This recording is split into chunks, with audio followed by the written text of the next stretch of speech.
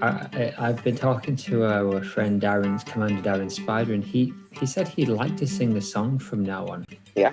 Would you like to say the character's name or the thing about the character? I'll say this thing about the character. Okay. Raheem. I wouldn't. So. I wouldn't. Steve. I wouldn't. So. I wouldn't. Raheem. I wouldn't. Johnson. I wouldn't. So. I wouldn't. Raheem. I wouldn't. Conceptual. Bonsoir. Good Abend and we note. We are the Aquarians, Lawrence M. Nightingale and my good friend here, Flimsy Rosewater, my cousin. We're the Lickers of Tomes, located in the bowels of dusty, disused stadium in Springfield Park, Wigan, and down the halls and tunnels to the town hall of Lee, best little Lee, employed to put the Simpsons files in spotty archives to haphazardly document the lives of Springfield backwaters, haunted by an outside which it circles around but can never fully acknowledge. Flimsy, who are we looking at this evening? We are going to delve into the life of sideshow Raheem, surname unknown. Good. And thanks to our cousins over at the MFIMDB for promoting the show. We are professionals here and safe from harm as long as that salt circle holds. I am allergic to, you are Lawrence of Nightingale apparently. You are allergic to shellfish people.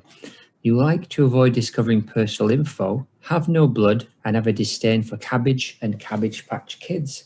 What else is there we need to know about you, Flimsy or Lawrence? I came fourth on the 2012 season of the English X Factor. Really? Yeah. Just like Davros off the Daleks. Oh, yeah.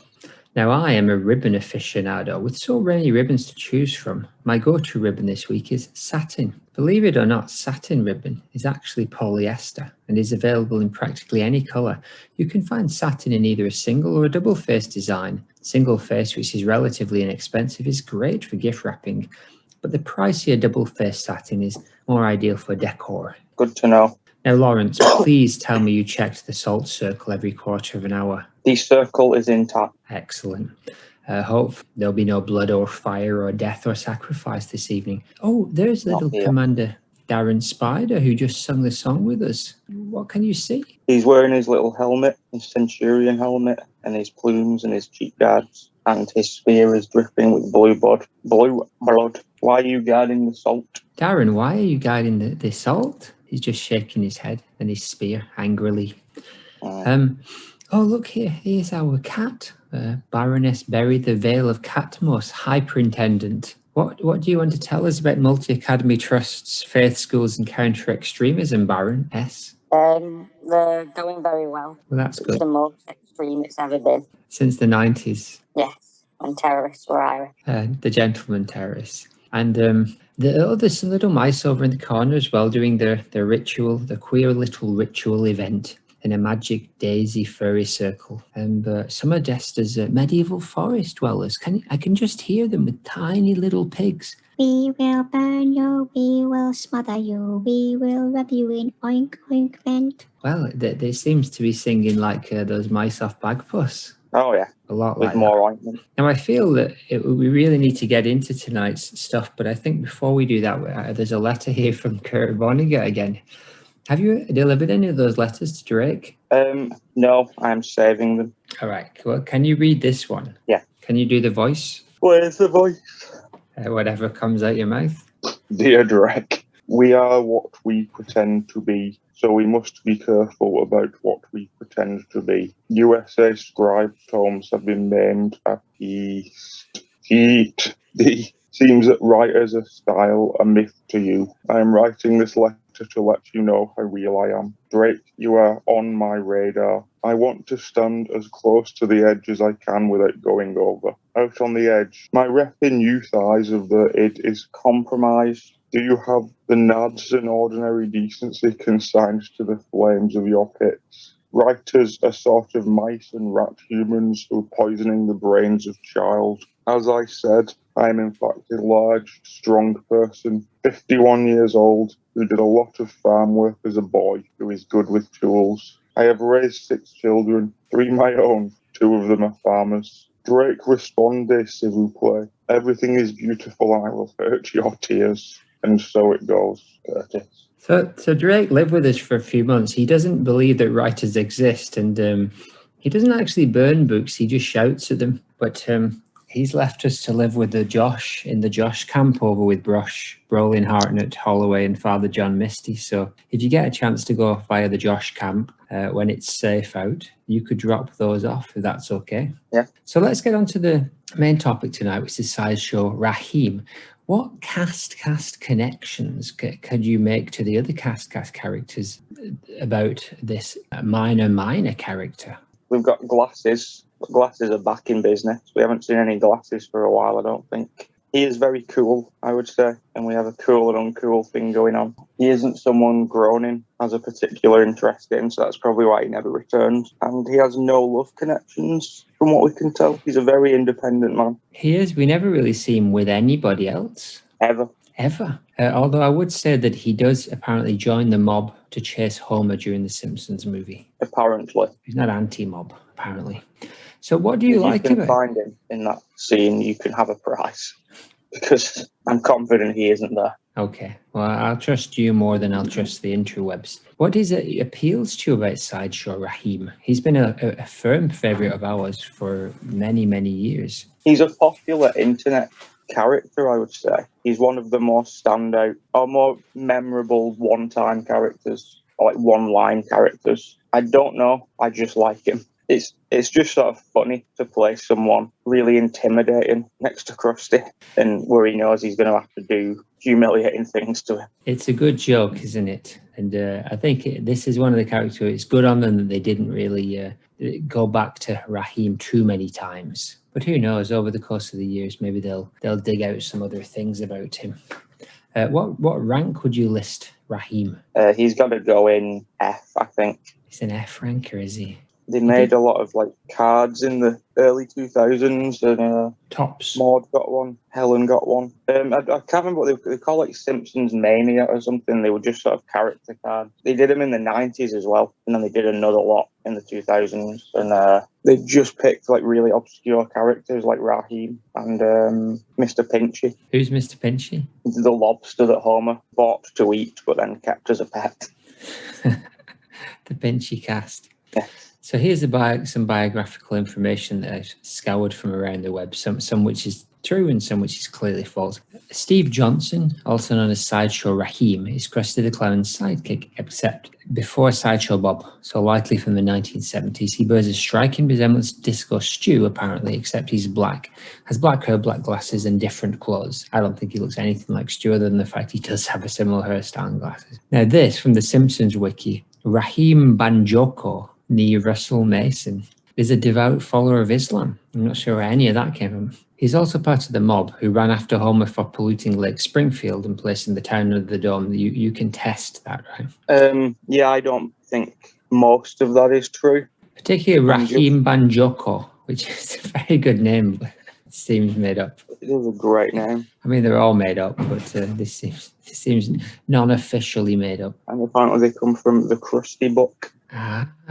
which is similar to the Flanders Book of Faith. Do you have the Krusty book? I'm guessing no. No, I only have the thing of Flanders and Ralph.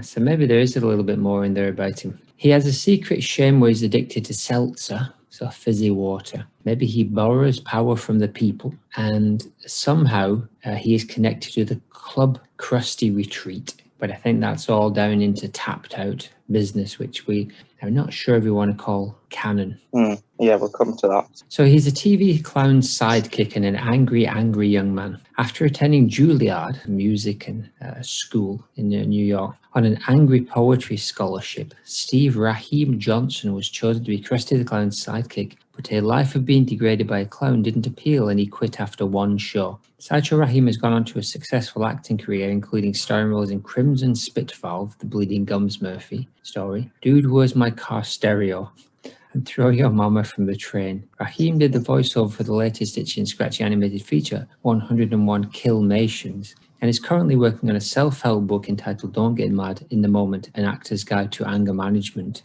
All of that sounds actually kind of biographically accurate, but not particularly funny. I do like Throw Your Mama from the Train. Well, isn't there an actual movie called Throw Mama from the Train? Oh, Like, well, that like is a like Joshi movie. So it's we can connect into Poochie vaguely. via Itchy and Scratchy? Yeah, they all fall under the Krusty umbrella, don't they? I guess so. So he's closest to Stu and Poochie, I would say. Okay, so let's move on to the content. It is slim pickings, but thankfully, due to the insane nature of Tapped Out, there's more than enough. Content, Season 4, Episode 15, I Love Lisa. Krusty says he's worked with some memorable second bananas in his time, but none more memorable than Sideshow Raheem, with his eyes hopefully filled. Cut to a balding, slightly more colourful Krusty in psychedelic orange and a purple waistcoat. He sheepishly and nervously says, "Oh, the script says I'm supposed to bonk you with this," chuckling nervously while holding a giant plastic hammer. Raheem says the only line he would ever say, "I wouldn't." He is afroed in black sunglasses. He has a bead necklace and a zigzag purple and maroon sweater. His hands are faced backwards in a very modish fashion. Krusty puts down the hammer and says, "Right on," throws an unconvincing peace sign, and does a super weird nervous laugh, looking at the camera and shuddering. There are a few claps.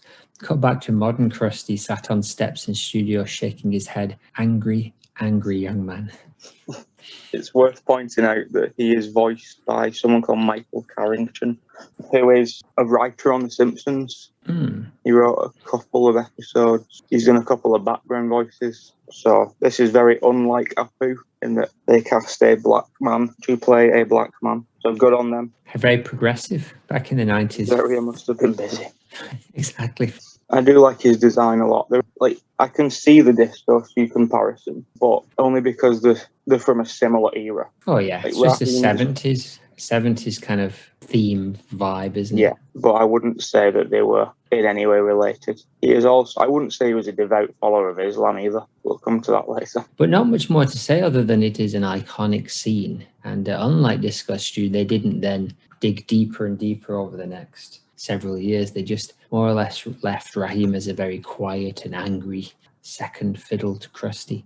Yeah, and it's a shame that he only did the one show. I wonder if Raheem's exit led to Bob coming in, or whether that happened later. And I don't know when Sideshow Luke Perry was. Sideshow Luke Perry's got to be in the 90s, right? But there was also like a little circus acrobat woman. Yes, she's called Tina Ballerina, I believe, and she is just. There's a few. There's her, and there's the giant sergeant called Corporal Punishment. Sure. And I think they're sort of like what they call like players. Like Krusty players, so they would come in and do like skits or something, but they're not sideshows. Like in the 60s, those variety shows were very really popular, weren't they? Where they would have a group of them. They would come on and do like Ronan Martin's Laughing with Goldie Hawn. They were really popular, and I'm sure Krusty had one of those. Yes, and similar to Leopold, we don't actually know. There's no evidence to say he lives in Springfield. Like this Krusty special could have been filmed anywhere. This may be why he doesn't appear very often, because he was never established as a Springfield character, really, was he? He was just somebody Krusty used to work with. Whether or not that was in Springfield or not, we don't know. Assuming that the guy in the church is Sideshow Raheem, Steve Johnson, the church is in Springfield, one would assume that would suggest that he's still around. Yeah, there is really not a lot to say about him in the first clip. It's a flashback, so we can't gauge how old he is either. But we're back in Elastic Timeline here, so this is a Krusty flashback to some of Krusty's flashbacks in this, or like clips that he shows are in like black and white. So we don't know how old, but this is obviously supposed to represent Krusty in the 70s, which implies that Raheem's probably about 60 years old now. Well, if he was a teenager or a young man in the 70s. Oh yeah, he's Krusty's age essentially, maybe a little bit younger. Yeah, because Krusty was already balding back then, but it's very hard to pin down exactly how old Herschel is. I'm sure the Simpsons wiki will let us know. Several different answers, all correct. Clip 2. Troy McClure. Is the funeral, I ask, and I think it is. Krusty's closest friend and sidekick, Sideshow Mel, comes up to say a few words, but second in line is Raheem. He does not look sad, and he does not look to have aged or changed clothes. He is wearing sandals. Next to him is Sideshow Luke Perry and other sideshows. I'll miss Krusty, says Mel, and all the other sideshows. We pan to Raheem. He has now moved the black armband to his other arm, and Mel suggests that everybody, all of the sideshows will miss him except for Sideshow Bob. Yeah, Krusty has faked his death, and so it's supposed to be a bit of a high-profile celebrity funeral. And I think they just realise that Krusty has no friends. Like you He got has a lot of Sideshow Mel, sideshows. just Sideshow Mel and Mr. Teeny, and outside of that, he has no connections to anybody. He has a daughter in the later seasons who he occasionally will talk to, but his closest connections are basically Homer or the Simpson family, and then it's like the other celebrities sometimes, like Ken Brockman or Rainier Wolfcastle. But yeah, it's surprising that Brockman didn't make this cut, but it's obviously just supposed to highlight the sideshows. So Raheem obviously cared for Krusty, because after all these years, he would be like such a prominent person at his funeral. Do you think he put the costume on for the funeral, or do you think he still rocks it from time to time? I think he probably put it on for the funeral. I imagine that's a chapter of his life he doesn't dwell on very often outside Tapped Out. Does he regret it? No, he doesn't. I don't think he's a man who regrets anything, but I just think he wouldn't do it again. He wouldn't. Clip 3. Millhouse of Sand and Fog. We're at the church. It is the AME Church of Springfield, and there is a gospel church service going on.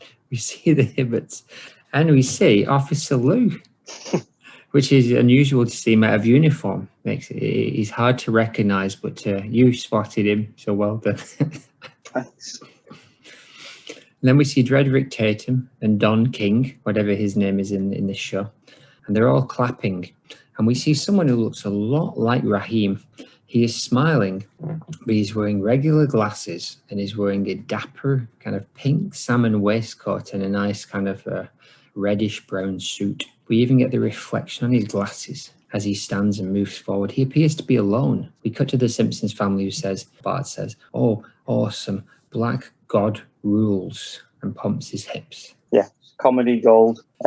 This is something to do with something happened to like Bart or Lisa or one of the kids at church. So they want to speak to Dr. Hibbert, but then they made it out like Dr. Hibbert doesn't go to that church, despite him always being there. Always being there.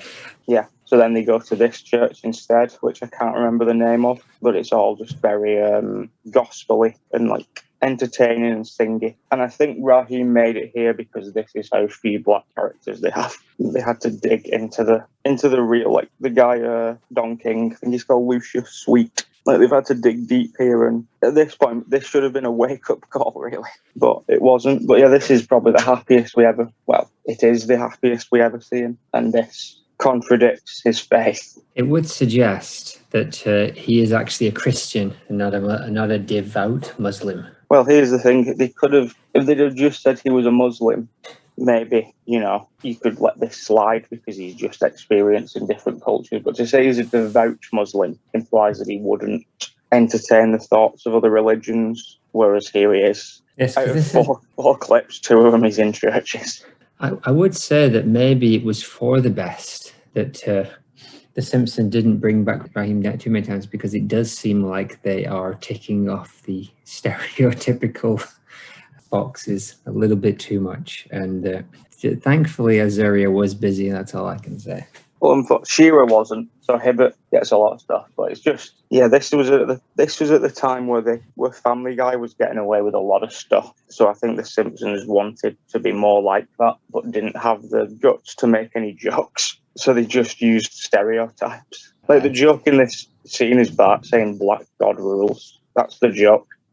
It's nice that he thinks that. Very open-minded of him. Yeah, I do like the outfit he's wearing. It's very salmon pink beard man, but in clothing. It is, and I wondered whether, in that post-apocalypse, Sideshow Raheem had some connection to Salmon Pink Beard Man, and maybe we'll come across him one day. Could well be his father, thin Uncle Phil. I would go as far to say that it is his father. But he looks like he's having a nice time here. He looks like he's basically made it into Springfield because they ran out of black characters to put in this church.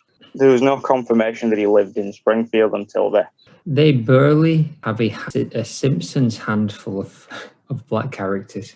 No, there's like Carl, Lou, Hibbert, Bleeding Gums Murphy, Bernice Hibbert. Frederick Tatum, manager. Yeah, there's not a lot of. Whereas again, if it was made now, I think just more. I get it in the early days of The Simpsons, but South Park did an interesting thing a couple of years ago where they just acknowledged it in show that it was other than the character Token Black, they have no characters of any other kind of race other than white. So they just brought in a load of new families, and they're not like main characters. They're just there, and like the kids are in school, but they just basically acknowledge the fact that it was like 2019 and this isn't how the world looks anymore. The Simpsons still digging their heels in, mostly. Yeah, but the Simpsons have now, after 31 years, decided to recast the black characters with black voice actors. Always ahead of the curve. Clip 4, The Simpsons movie. Lovejoy is in church. He says, now I'd like to try something different. I'm going to call on one of you, and points, and they all duck. Raheem is there, once again in his same Sunday best suit. Why did he switch churches? Or does he just go to... It seems like he must be having some kind of faith crisis. He doesn't know what he wants from his God because he's just trying out a couple of things. Let's say that he's moved on from Islam and now he's moved on from black God. And now he's going to try white God with 5 fingers. But this is the only, like, I noticed that it said, it did the same for Leopold, though, that it said that they were part of the mob coming after the Simpson family. And I've basically watched that scene now twice in like super slow motion. And it took me like 3 times to find Leopold. And I just can't, I've rewatched it several times and I can't see Raheem anywhere. But I can, this was where I found him, in this church. Yeah, he ducked down really quick when he thought he was going to be called on. Why do you think he's afraid of Lovejoy calling on him? Is it because he's new to the church, or he doesn't feel confident speaking in public? I mean, he's a TV show host after all. Yeah, it's out of character for him. It would, if he was a more prominent character, or he had running gags, maybe he would have just stayed standing as the rest of them ducked, and then he would have just said, I wouldn't, when Lovejoy pointed at him. That's the obvious one, really, isn't it? Yeah. It would have been a bit obscure. They don't have time in the middle of the first movie to throw in some Raheem stuff, I don't think. That's where they went so wrong. At this point, they made a point with the Simpsons movie that all the background characters would be characters as opposed to random salmon pink beard men. Did they still do that in the show now, or is that? No, a lot of the characters in the background of the show are still generic people that you don't know. They're just designed better. But they're a lot more like B or C or D-listers mingled in with them. Whereas the early days, it was just a crowd of people you didn't know. But yeah, he is certainly there. So that is the full extent of Raheem's appearances, as far as you know, in The Simpsons. So that's 3 episode mentions and the movie. That is correct. No bongos. Well, there is one bongo, and I took the time to find it.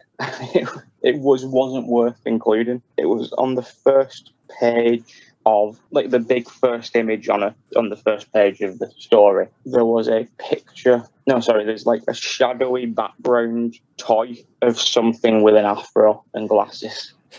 And it's not even, in fact, I think the title covered most of his face. So it seems it would be ideal for this podcast. You'd think so, wouldn't you? But even at that point, that this is just too late. My intention was to just do this and bring it up. It didn't seem to justify spending any time on, really. Maybe you can put it up on the screen right now. Yeah. The good thing is that leaves us more time to talk about tapped out content, of which there is actually so much Raheem tapped out content that we aren't going to cover it all. So there may even be a Raheem cast too. There's a lot of Raheem. Same with everybody in Tapped Out. And again, I don't know who's responsible for writing this stuff. We're saying that it is a parallel universe, right? We're not saying it's canon. That is correct. I'd like to think that every individual Tapped Out that each player has is a universe of its own. I'd like to think that too. Multiverse. The manyverse. Too bad we don't have our uncle, Anton Ouijibo, to help us through this. Maybe he'll show up in Tapped Out. Maybe he will. Is he not our father? No, he's our cousin's uncle, but he's also our uncle. But he maybe he is our. Is he? Yeah, he is our father. Good point. Well remembered. That's given the game away, hasn't it? That's a good call. Unfortunately. Clip 5. Tapped Out, Sideshow Shuffle. It's a quest. Krusty says, hey, Raheem. So all of this is just like text, just hanging over the top of the town of Springfield. With Raheem doesn't actually appear in the city. He's just a little floating head in the corner. Krusty says, hey, Raheem, how's it hanging, brother? It's been a long time. Can I call you brother? To which Raheem replies, I wouldn't.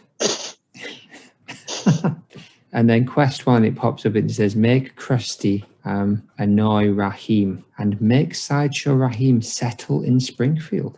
But I guess that's common for Tapped Out, isn't it? Yeah, the running story for some reason is I think Homer blew up the town in Tapped Out and everybody basically got scattered. So when they become available in the game, that is basically them returning to Springfield. So that applies for each and every character. That doesn't give us any hints as to where he actually lives. True. But I think it's fair to say he is a Springfield resident. Yeah. He's just very, I imagine he lives in like a shack in the woods on his own with just a record player and maybe a dog. Do you think he's been there long? He has always been there. He earned a bit of cash making these movies, but he never really wanted a career. He was just sought after for a while because of his presence. So he took that cash and he invested it in a rather nice shack. But imagine he oversaw the building of with whoever does construction in Springfield. Strange that we don't know that, right? Yeah, there's probably someone. That'd be quite a good job for Flanders, actually. That would make sense on a couple of levels. But yeah, I don't think we see... Ray Romano was a roofer. Okay. Off Everyone Loves Raymond? Yes, everyone loves Ray Romano. Krusty then says, then Mel hit Mr. Teeny with a pecan pie right in his stupid face. Raheem's floating head says, Mr. Teeny, I miss smuggling in his cigars. Then Mel, he does visit Cuba. According to this, it does heavily suggest that he visits Cuba and he smuggles in cool cigars for Mr. Teeny. I can never remember his name. It's good. Does the monkey always smoke cigars? It's like a chain I don't know if he does anymore, but he did early on. But they sort of seem to enjoy monkeys smoking. This happened a couple of times with different monkeys. There's also happened where Homer gets to help a monkey and it ends up being like close to death and it needs rescuing by the end of the episode. So there's something going on with monkeys. Well, they always used to in the 60s, in the 50s and 60s, 70s. They used to dress up chimpanzees and make them do all kinds of stuff. So having like monkeys smoking stuff is like well within the remit of the kind of nonsense they would do on TV, but also like in seaside acts and things like that, where you go get your picture taken with a smoking monkey. 70s America and modern day Japan. Yeah, actually, yeah. This dialogue in Tapped Out is particularly bad. Yeah, it's not been written for... I think it's been written knowing that most people will scroll through it, not reading it. No, we're doing an entire podcast based on it. Title Mel pops up as, hello, Raheem. Don't tell me this little reunion means today the rap party. I didn't prepare my speech. Raheem says, hey, Mel, my favourite sideshow. Krusty says, the gang is all back together again. This is great. Aren't you forgetting somebody, says the shadow of Sideshow Bob. Raheem says, important. The word I'd use is hack. Well, it's establishing a lot of things. It's establishing him as a firm sidekick, or it's trying to set up that he was more of a part of the Krusty family than he actually was. And Tapped Out seems to rely on you thinking that a lot of things happened that you didn't get to see, especially with characters of this level. Like, they'll introduce storylines for the likes of Bernice and Sarah and stuff that obviously never happened in show, but they're going to roll with it because they have to give this character something to do. I don't know why bother to put a silhouette of Sideshow Bob. It's unnecessary. It was, even without a silhouette, he was the only Sideshow left to be saying that line. So they're setting up this Raheem Bob thing, so I'll let you continue with. I just think that I would have very much liked to see that. But with Sideshow Bob versus Raheem would have been a battle royale, wouldn't it? Maybe we'll do a sideshow battle one day. Yeah, so Bob, the floating head of Bob says, before I destroy you, I'd like to know who you supporting this sideshow squabble, Krusty? And then it pops up and says that your task is to make Raheem diss Sideshow Bob. I would again like to have heard. We don't hear him diss Sideshow Bob directly. It doesn't give him a torrent of abuse, as he so well deserves. You said that Raheem is quite a respectful man in that respect. Yes, in a sense. I think he just says what he needs to.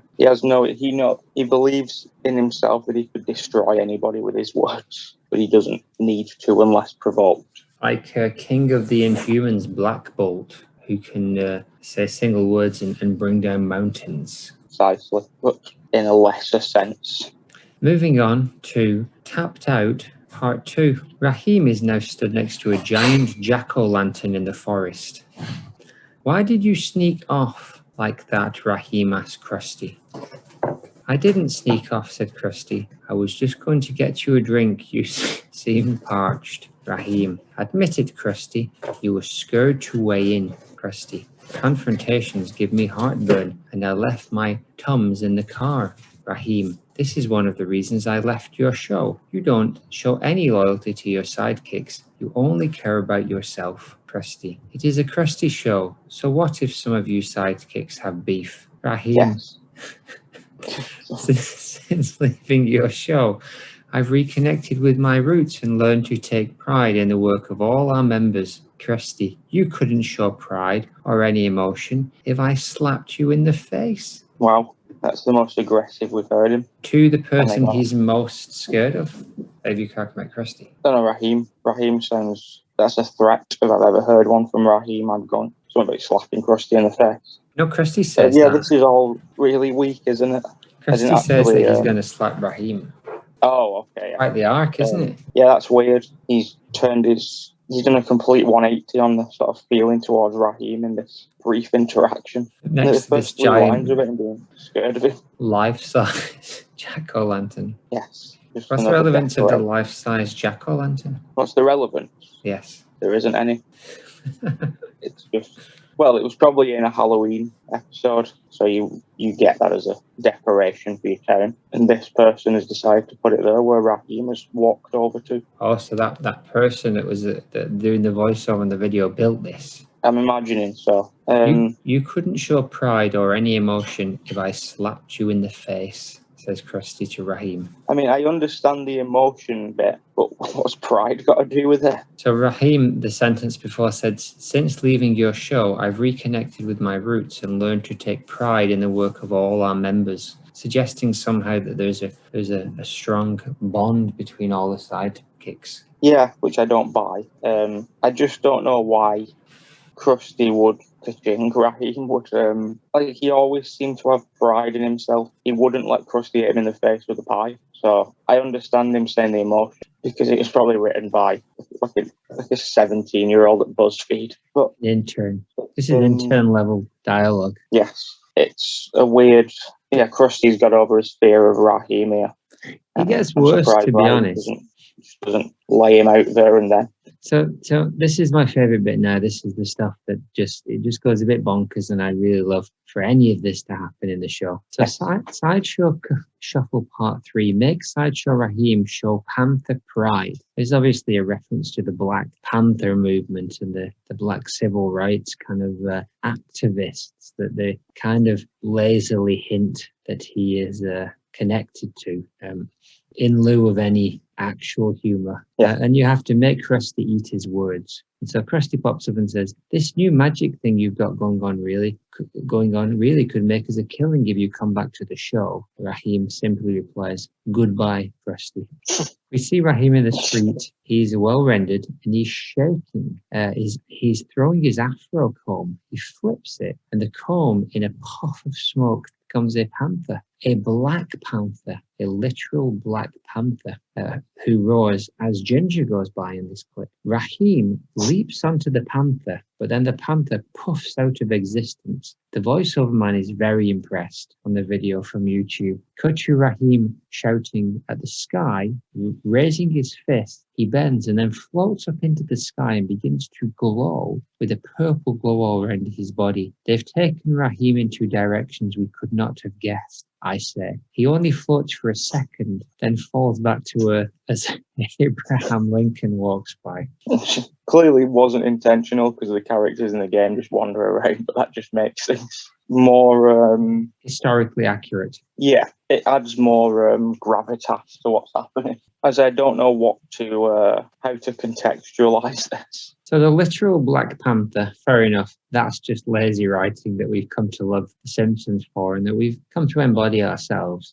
Why he then glows purple and flies up into the sky? Any idea on that one? No, I thought maybe he was like I thought he turned into the panther, but he doesn't, does he? It's the comb that turns into the panther, and then does he like sit on the panther or something? Yeah, for a second, and then the panther just kind of like pushes out of existence, and then I'm not sure if the glowing and the flying is directly related. No, and I don't know if they're going for a Marvel thing, maybe like Black Panther the movie, which took its name from the movement. I'm assuming. Well, it took it name from the character from the 70s that almost certainly did take its name. Yeah.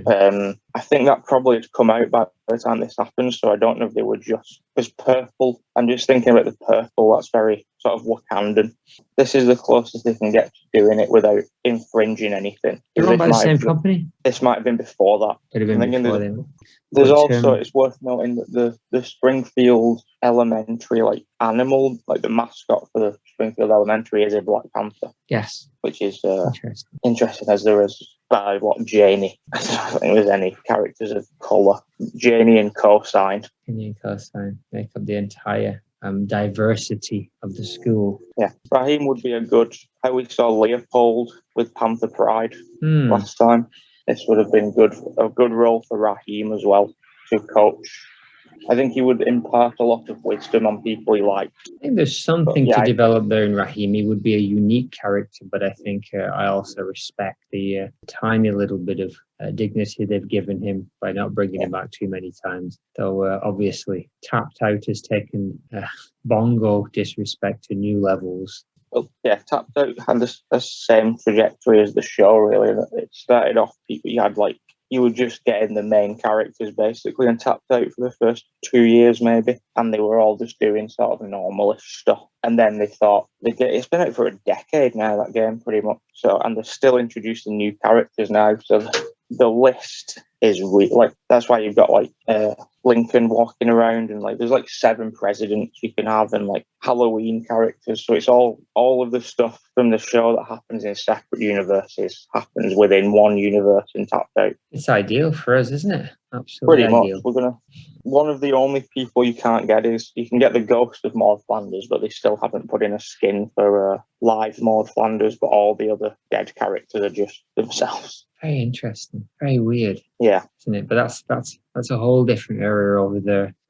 You can buy this Shajwa Raheem card, which expands his original statement of "I wouldn't" to "I wouldn't throw that pie if I were you." More respectful. Gives him a bigger afro. Apparently drawn by Matt Groening, but I find that highly unlikely. You can buy it for 35 cents on the internet. Should you be interested? I definitely own this. I have all these cards somewhere. So I do have this in the room I'm currently sat in. This Raheem card is in here somewhere. Oh, tantalizing.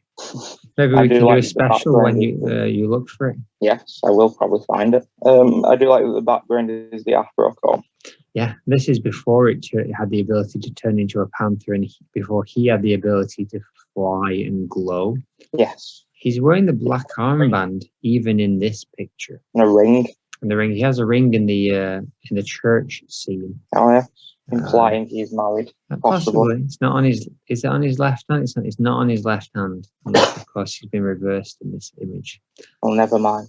Raheem art, very, very few and far between. This is the only Sideshow Raheem art I found that wasn't essentially just a straight copy of Raheem. I thought there was going to be a lot of Raheem art. Yeah, there's lots of drawings of Raheem. It's not too hard to find. This is a good one here, the Sideshow Raheem Angry Angry Young Man, which is a kind of, I guess, a 70s movie kind of parody, not a particularly detailed one, but it's not too bad. This is pretty cool, but again, it's just Sideshow Raheem. Yeah, there's nothing particular.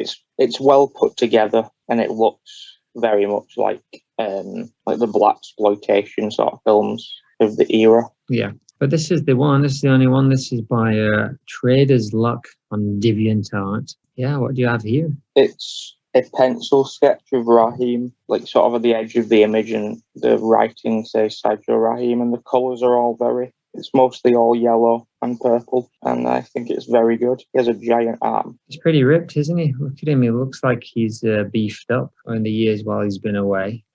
He's marvelled himself up. Yes, this is pretty good. Woods of that. The face. This is one of those where they've taken a Simpsons character and successfully made them not look like a Simpsons character. It just looks like a good image. This could be based on like a real person as opposed to a Simpsons character. This is the only time he's yellow though, which is interesting. Yeah. But no, I like it a lot. I like the way that the lighting sort of like cuts his face off a little bit.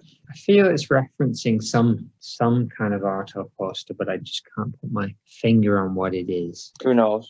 Cool piece of art. Well done, Trader's Luck. You're the only person on the internet that's done an original-ish piece of Sideshow Raheem art. Really, the barrel has been scraped on tonight's episode, but a lot of fun. Our next cast is going to be a special, isn't it? That's right. Looking back at the cast characters we've seen, so this is our last official character of what we're going to call season 1 of the cast. Indeed. Which has taken us 5 seasons of the Mordcast today. And I'd say it was our weakest one so far. I think it's going to edit up real nice, and people are going to be happy we've done this deep dive into Raheem. Finally, a character who's never had his dues. It is a shame as well, because Raheem was one of the first names I thought of when we thought about doing the cast.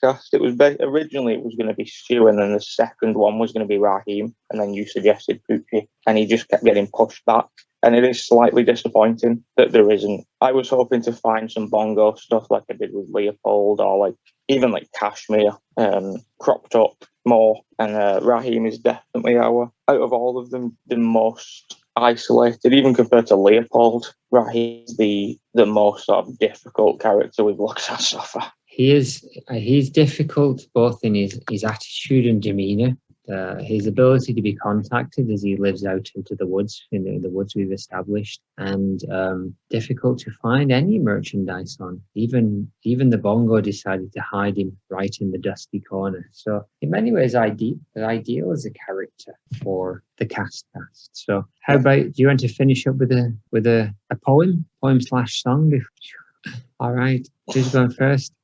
You. Krusty informed Katina. Then Shashad Raheem out full. I love Osa. Nervously chuckling at frogs in black sunglasses, bead necklace. Super weeped Lagu and Locks. There's a few claps. Angry young man. Fry McClucklucklu. Lock have aged. Other side shows. Armband, other arm. We see the gibbets, and the manhole looks a lot like a poo. Looks like Raheem. Regular gaze. Putting up his hips. Lovejoy and Shirk. Gonna cut points, and they all ducks. Brothers are not Raheem. Pecan pie. Smuggling cigars. Can I call you Both? I wouldn't. My son is also named Both. Yaute Sideshow. Ward the hack. Confunctions give me heartburn, and I left my tuss in the car. About yourself, print in the work. Emoto slip you in the face. Krusty eat his works. Ailing if you come back, cold Toddy Sajo. Cut to Raheem shouting to the sky, raising his fist to nod us out of room. Raheem leaps, Raheem shouting, Abe Lincoln walks by. Dragged the carcass of our show over the finishing line, and sometimes that's all that matters. From Stu to Raheem, they're good bookends though. They are, but they were not very good book betweens. I hope all three of you enjoy this. I wouldn't. I wouldn't. I wouldn't. I wouldn't. I wouldn't. I wouldn't. I I wouldn't. wouldn't. I need to run off. I've got a pub lunch booked at 1 o'clock.